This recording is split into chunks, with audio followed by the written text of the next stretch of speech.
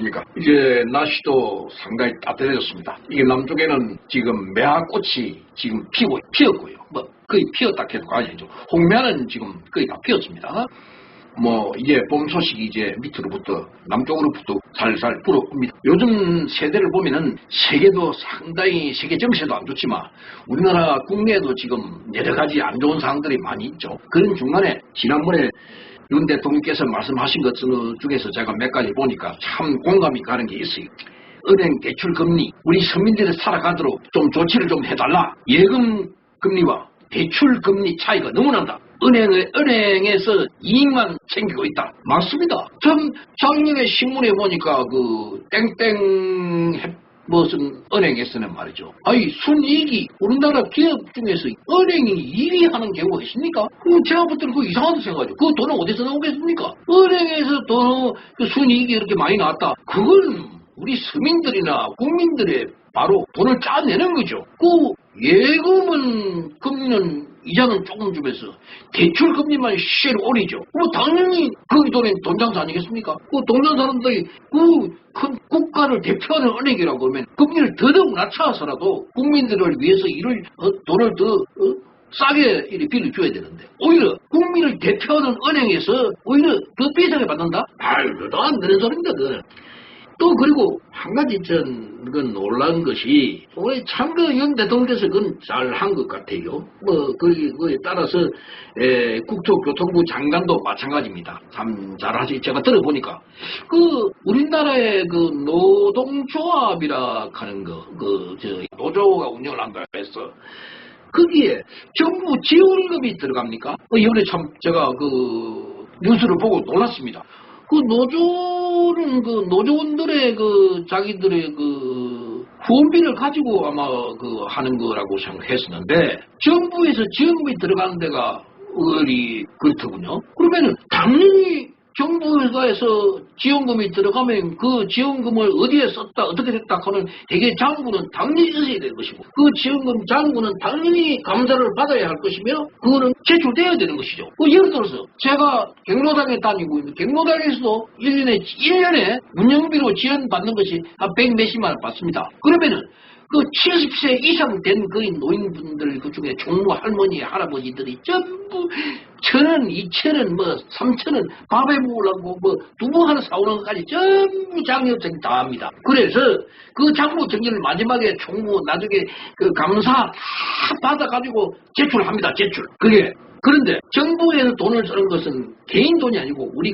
국민들의 돈이죠. 그게 어떻게 보면은. 그래서 참 제가 놀랐고요. 그 다음에 또 지난번에 그 대한항공도 여러 가지 문제가 많았습니다만은 우리가 얼마나 또 정부에서 도와주었습니까? 이번에 그 교통부 장관 그분 말이죠. 국토교통부 장관 뭡니까? 그 장관께서 그 사용하는 국민들을 위해서 생각을 안 하고 왜 회사 차원에서만 그렇게 모든 것을 조건을 그렇게 가지고 가느냐? 그 마일리지 같은 제도 그 개편을 새로 개선해라. 아주 그는 잘한 거예요. 그럼요. 자기들 욕심처리가 하서는 안 되는 거죠.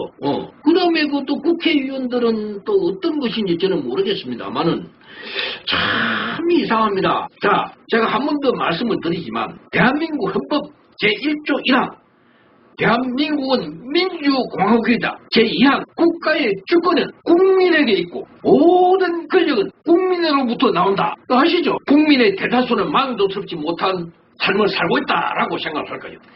노인 70세 이상은 말이죠. 80% 이상이 핍박해지고 있다라고 합니다. 이것을 중부 고위층이나 일반 상류층의 중상층 이상에 사시는 분들은 좀 알아주셔야 됩니다. 내가 내 개인적인 이야기를 하자면은 사실 7, 80년대에 젊었을 때 저희는 직장을 가질 때는 죽을 때까지 이 직장이 내가 빼먹는다 하는 식으로 일을 했었고 그야말로 해외에 나갔을 때는 큰 수확한 나라에 가서 인간 대접 못 받았고 노예 취급받으면서 일을 엄청나게 열심히 했습니다. 그것이 한 30여만 명이 연간 중동으로 왔다 갔다 했었는데요. 그 돈으로 전부 달러 다 벌어들이고 우리가 쓰지는 못했죠. 그때는 해외여행이라 한 걸 아예 꿈도 못 꾸는 시대였어요. 그러니까 그 달러 쓰지를 못하는 상황이죠. 예. 그래서 그러다 보니까 돈이 자꾸 외국에서 들어오니까 달러가 많이 축적이 된 걸로 제가 알고 있어요. 그래서 그때 당시에 봤더라도 나름대로의 그래 생활은 괜찮았어요. 근데 현재 봐서는 생활은 많이 나아졌고 여러 가지 도시 규모나 인프라 구축, 삶에 대한 인프라 구축은 제가 봐도 상당히 좋아졌습니다. 지금 유튜브 하는 요것만 보더라도 얼마나 좋아졌습니까? 세상이. 그럼 엄청 좋아졌죠. 예. 그래서 그러다 보니까 이제 편차가 노는 것이 어떤 식으로 해든 돈을 벌었든지 돈 많은 사람은 많아졌고 돈 없는 사람은 대다수의 돈을 자꾸 인플레이션이 생겨가지고 자꾸 돈이 없어지는 거예요. 그래도 정부에서 어느 정도 도와주기 위해서 기초생활자들은 도와주는데 지금 말이죠. 어떤 생각이 되느냐. 이게 참 그렇습니다. 상위 계층에 있는 사람들 정부에서 돈을 얼마 도와준다 하지만 끄정한 층에 있는 사람들 이것 따고 저것도가 있는 이게 분류에 있는 사람들 즉 제가 말씀드린 한 70대 이상 되는 이런 노인들을 이런 분들은 말이죠. 생활할 돈이 지금 없습니다. 국민연금을 그때 88년부터 내었는데도 불구하고 돈이 나오는 게 얼마나 나오겠습니까? 그거가 생활 되겠습니까? 거기다가 또 제가 그렇잖아 한번 가보려고 그래요. 노령연금 그냥 놓는다 하는데 그것도 30몇만 원이 그러는데 우리는 그리 이상한 내가 뭐 때문에 그리 못 받는지 모르겠어. 이상합니다. 그래서 우선 그건 놔두고 말이죠. 우리가 제일 아껴야 될 것은 제가 볼 때는 달러라고 봅니다. 지금 오늘 달러가 미국의 금리 조치로 인해서 금리 조치가 아니죠. 미국의 긴축 정책으로 인해서 금리가 또 올라가고 또 1323원이다. 아까 내가 TV 보니까 이 우리 원화가 가치가 떨어졌다 하는 얘기입니다. 한 6% 정도 지난번하고 좀 떨어졌다 하는데요. 과연 우리 한국에서 우리 정부에서 이 대처를 해야 하고 있는지 아니면은 이건 항시 대처를 해야 되고 대비를 하고 어떤 대항마가 있는지 항시를 주체를 해야 됩니다. 이것은 그분들의 업무, 그분들의 능력이 업무가 아니고 우리 국민들의 대다수가 바라는 겁니다. 이것은. 그리고 해외에 나가는 분들 달러 가지고 가지 마세요. 왜 달러를 갖다가 자기 돈같이 그럼 물론 한국 돈은 많이 가지고 치자. 그럼 그게 자기 돈인데 그걸 자기가 달러로 바꾸면은 준다 이거지. 한국 돈을 쓰지 않을 것 아닙니까? 그럼 달러라 하는 것은 지난번에도 얘기를 했습니다만 달러라 하는 것은 우리나라 돈이 아닙니다. 그것은 우리 돈을 가지고 가서 버리는 거죠. 그냥 세계에서 모든 나라가 다 달러를 바꿔줄 수는 없습니다. 제가 아프리카에도 있어 봤습니다만은 아프리카에 있는 대다수 나라들은 그 나라 자국 돈 가지고 달러 바꿔주지 않습니다. 그래도 우리나라는 경기가 좋기 때문에 좋다고 생각하기 때문에 우리나라 돈 가지고는 달러 바꿀 수도 있고 또 나오면 한국 돈으로 바꿔가지고 들어올 수 있죠. 그러나 지금 어떤 세계적인 OECD 국가 중에서 그 제재당한 나라는 전혀 그런 바꿔주지 않는 나라지만 종이죠. 그런데 왜 우리가 달러를 없애지 말아야 되느냐?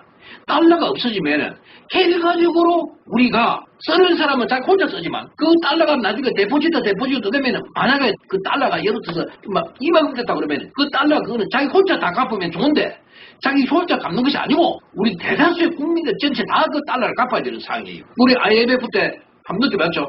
돌단지 전부 다 덤이랑 금이랑 것은 이거는 다 내야 된다 하는 식으로 해야 다 팔았어요. 그래서 지난번에도 물가 오른다 해서 오르다가 또 앞으로 계속 올라야 되겠지만 오르면은 물론 다른 것도 당연히 올라가고 세금도 또 당연히 올라갑니다. 모든 물가가 폭풍과 같이 몰아치고 쓰레기 같이 몰아칩니다. 그함으로 해서 그 중에서 제일 문제되는 게 관광입니다. 제가 볼 때는 절대 달러 써서 나가는 그것은 돈이 많은 사람들은 얼마든지 쓰더라도 관계없어요. 그것은. 그러나 그것이 나중에 우리가 갚아야 된다 하는 얘기죠. 그거라도 지금 막아야 된다 하는 얘기죠. 제가 볼 때는.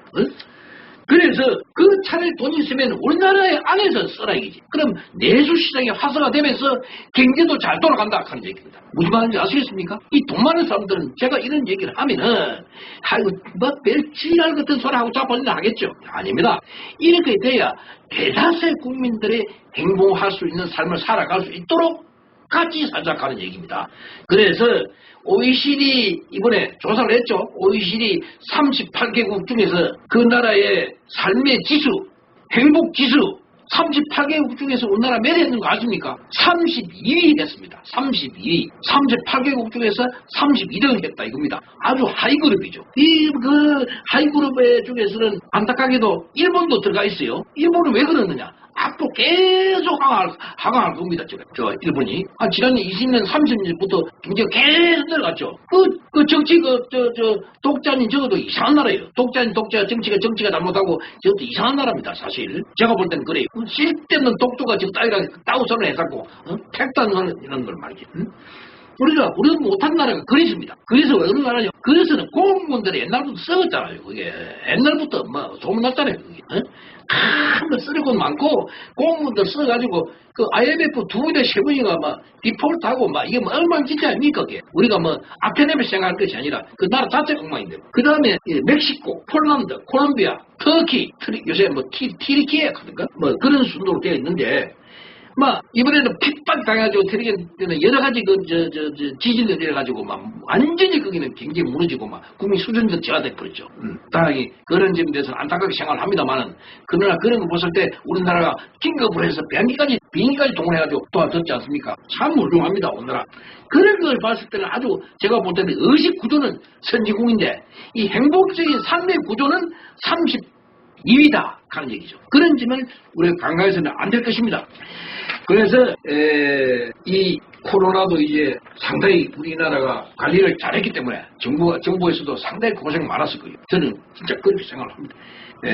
조금 전에 그 뉴스를 하나 봤는데 아까 말했지 않습니까? 국민의 대다수에는 만족스럽지 못한 거기다가 70세 이상은 80% 이상이 핍박해주고 있다 하는 내용은 이건 정말 정부에서 인식을 해주셔야 됩니다.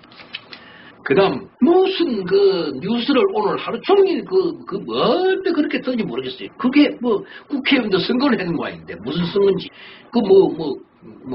잡아야겠다, 말겠다. 그 선거도 시간에서 선거예요, 그게. 국민들이 뽑아서, 대한민국 민주공화국이다. 국가의 주권은 국민에게 있고, 모든 주권은, 권력은 국민으로부터 나온다. 분명히 얘기했습니다. 자기들끼리 왕이야, 그냥. 이미 싸우고, 맨날 니가 오지, 내가 오지, 이 말 하고 말이지. 투표를 하니까, 투표 개혁도 참 재밌어요. 어떻게 보면은 건조 같으면 1대1 무서운같이 나온 것 같아요. 찬성이 139표고, 반대가 138표고, 한국 차이, 기권이 9표고, 묘가 11표든가, 이게 뭐 하는 겁니까, 그게? 애들 장난하는 거다, 이거 말이지. 세상 모르는 애들도 장난하는 거다, 이거 말이지. 즉, 우리 일반 서민들이나, 우리 보편적인 우리 서민들, 노인들 좀 살도록 하죠. 그리고 또 한 가지, 이게 노인 복지에 대해서 제가 조금 말씀을 드리자 그러면, 다음에 방송은 더 따로 할 생각을 가지고 있습니다, 맞아도.